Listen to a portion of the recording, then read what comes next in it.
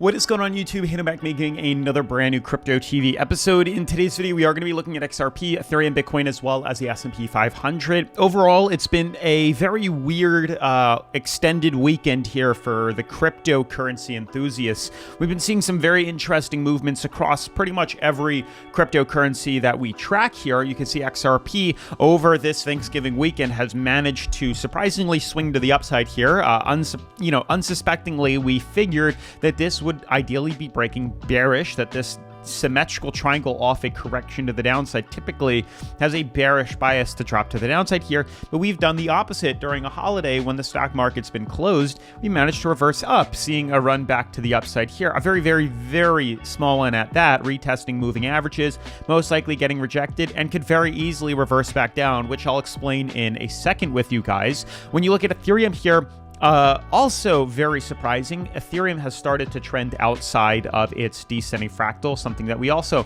were a little confused with. We originally had drawn some sort of symmetrical triangle, very similar to XRP here, with the kind of bear flag on the downside here. Then you see Ethereum, we have the bear flag to the downside, and then here's the actual symmetrical triangle, which we then broke bearish from, forming what appeared to be some sort of descending fractal, which do kind of have bullish biases, but you can see here we're kind of seeing a lot of uncertainty, and we are trending inside of a massive resistance and sideways channel here, where we have a very strong neckline and a very strong bottom support. Price ceiling, bottom support inside this channel here, where we've had triple bottoms in the past here, going back in September, July, or sorry, this is June, July, yeah, June and July of 2022, and we've had some problems in the past here. Now we're back inside of it. Then Bitcoin has been doing pretty much what we figured, trending inside the descending channel right here, trending lower here, but we are starting to get very constricted here, and very similar to the last time we got constricted like this. You can see what happened. We broke down. Here we are doing it again. There's a chance we could also do the same.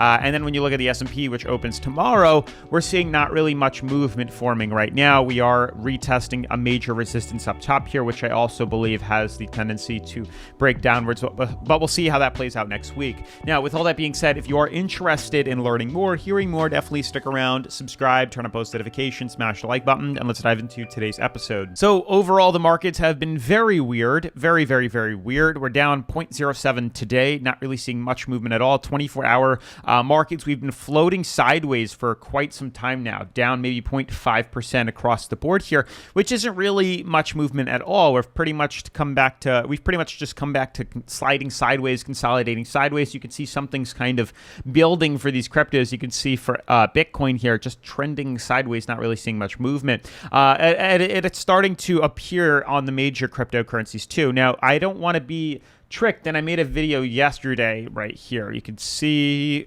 what I titled it.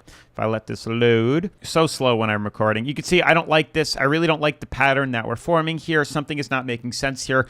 Be careful. And I'm really talking about the fact that the markets have been slowly sliding back to the upside here, but realistically all look very bearish in regards to long term. So a lot of people could get fooled to buy in long here, which is, there's nothing wrong with that. But truly, I believe that there's a better chance we have of sliding lower here. Like, look at when I extend the view back, and a lot of people were commenting that, oh, look further out. And when you look at this on the weekly here, you can see we do look ready to pop on XRP, but it doesn't look like it's going to happen this time around here. You can see since the beginning here, since April of 2021, we've had this downtrend. We can even go back farther. At the beginning of April, of 2021, big downtrend here, bottom support, but we've even gone lower.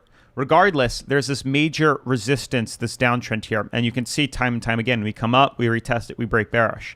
We retest it, bearish, retest it, bearish, retest it, bearish, retest it again, bearish. So you can see we have 1 rejection, 2, 3, 4, 5 rejections here, and here we are again sliding back down to retest the same exact thing. Let me just remove that. You can see the most recent time we really thought we were going to be breaking bullish on XRP. We were filling in this gap, getting very close to be breaking bullish, retesting it as we always do, filling in the gap week after week after week, getting sandwiched, filling this in, getting closer, pressure building, and then we're like, oh, Are we going to see this break happen? We're about to, but then we closed a weekly below it here, and we saw a mega dump to the downside back down to 30 cents. Here we are slowly recovering to try to do the same thing, get back up to retest this major downtrend here. Not only do we have this acting as a resistance, we even have a price ceiling up here, which is now going to act as a resistance. So even if we broke through the purple band here, there's still this resistance here, which is going to act as a problem too. Now, the lower we get from that, the better will be. Like, let's say we consolidate like this, break through it here.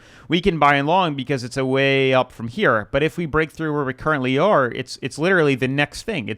We're talking about half a cent differentiator between the two resistances here. But if we consolidate it down to 31 cents, then we'd have 45 cents as resistance. We can make a lot of money off the run to the upside here, which would be beneficial, and we could take advantage of that. But unfortunately, where we're trending right now, there's a lot of resistance banking on the fact that we're probably going to reject off this. So we need to let this play out. Are we going to break off this resistance? Are we going to break off this resistance? Let's see what happens here. If we can break through both of these, we're currently trading at 40 cents. So if we can see 46 cents, we close weekly at 46 cents, we'll buy and long because there's a big recovery that looks like it's coming for XRP. We can easily see us get somewhere inside this channel here between 61 and like 80 cents if we can close above 45 cents. If we do that, there's an easy 100% run to double your money, but it just depends on how we trend out. Right now, we're getting sandwiched in here, and we're coming down to pretty much the wit's end on this major weekly candle. We'll jump to the monthly here. You can see also the major downtrend. We typically have these, descending triangles that form here. You can see the same thing is applying itself here, getting rejected off the major resistance here. We are going to fill in this gap, but who knows how low we're going to go. Are we going to fall down to 16 cents? Is this going to be the lowest point? We don't know. It could very easily pop us down to this level. Jumping to the weekly, you can see the same thing. Why we would suggest that, hey, there's a big chance still that we could be breaking off the 30-cent support and falling lower. We just need to let this play out. We'll buy in long if we can confirm breaking above this resistance here. It's simple as that. If we break through 30 cents, we'll short it to 16 cents, unfortunately.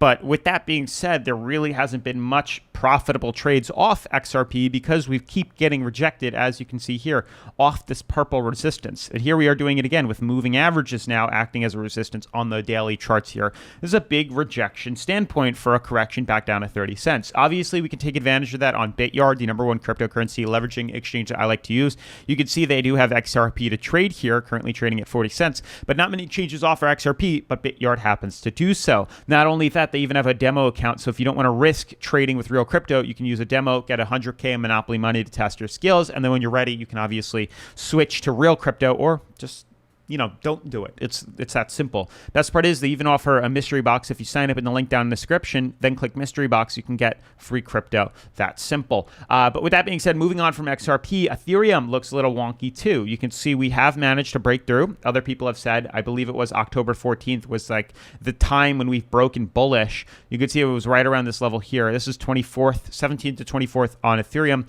Bitcoin, you can see, was closer to the 14th, I believe. It was right here when we broke out, right around the 14th, as people have said and suggested down in the comments. And I agree, we did kind of break through that. But I don't know if you guys have been watching now. We don't look to be any sort of bullish right now. Since we've broken out bullish on the 14th, we've went all the way up to 20K, and here we are back down to 15K. So you can't say we're necessarily bullish just yet. Do we look good? Yes, we look good because we're trading outside this major descending fractal. But we're waiting now for a run to happen, and I do think it's going to happen. I just think it's going to take a longer time. You can see a week later, Ethereum broke outside its major descending fractal here for the first time since the beginning, which was, August of 2021 here, maybe the top resistance of November of 2021. But here we are trending out of it. Now we're using it as a bottom support. You can see we're back down to the same price floor, though, which is definitely a good sign at about $1,000. If we can slowly start to trend out of there, at some point or another, we are going to swing back up to retest moving average back to 2250. But it's like, when are we going to do that? Because we are taking a while here. So it's more long-term trades than short-term. You can see we're stuck inside a sideways channel where we had a neckline to break. This is the neckline where we had a triple bottom. Are we going to see the same thing happen? I don't know. You can see this is still acting as a resistance, but simple enough. If we can close above 1270 on the daily, we buy in long. We break below 1030. We short. And it's that simple. And we can carry this on all these cryptos, Bitcoin too, which is unfortunately trending at a support level, which I don't really value. I think this is not really much of a support. There is something here that says, okay, you can see the top resistance right here in the past. But otherwise, we really don't look good at where we're kind of hanging out right now, because anything below that falls us all the way down to 12K. So is that possible? Yeah, it's possible. You can see where the next support would fall us down to right here. You can see where price floor is.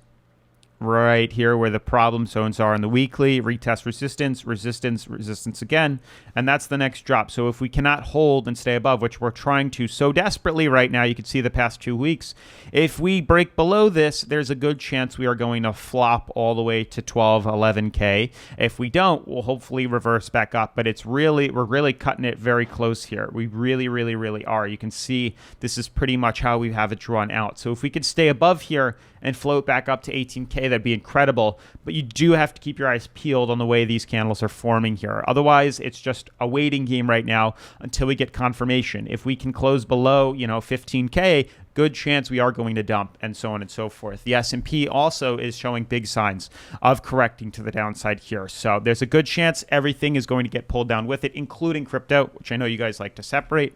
But we'll see where it goes. Otherwise, that's going to wrap up today's video. Smash the like button, turn on post notifications, subscribe, and I'll see you in tomorrow's video. Peace.